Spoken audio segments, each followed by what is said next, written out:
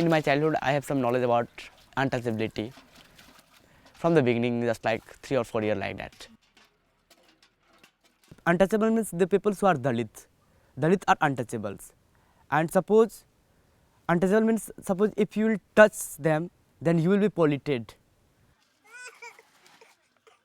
The Indian society really is structured along caste lines, and these caste lines run very deep. And Dalit means the one who is under, literally come under.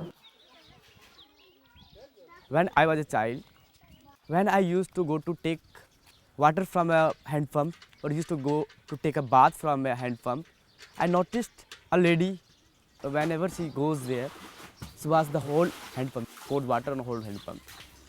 Then one day I asked with my family member why she used to do like that. Then they told we already used that hand pump, so they think this hand pump is polluted, so they used to wash that one.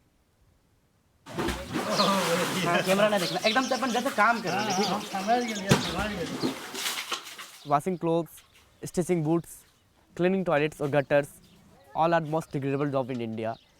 They made this type of customs. The people who do this type of work are mostly Dalits.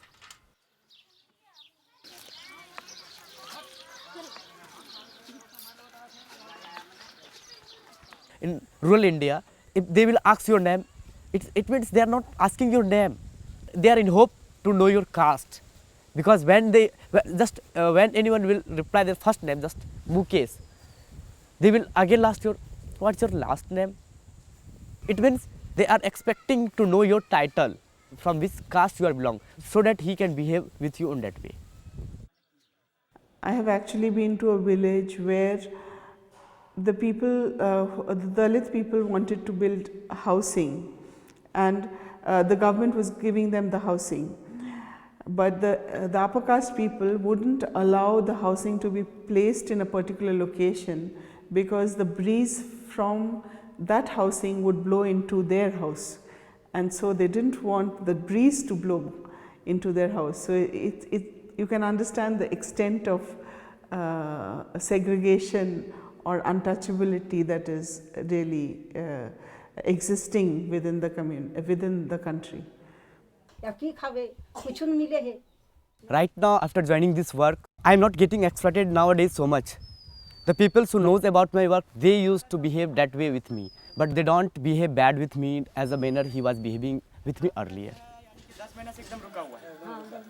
It's very difficult for someone who is Dalit to really voice themselves, to really have any kind of expression, self-expression, and not be subjected to ridicule.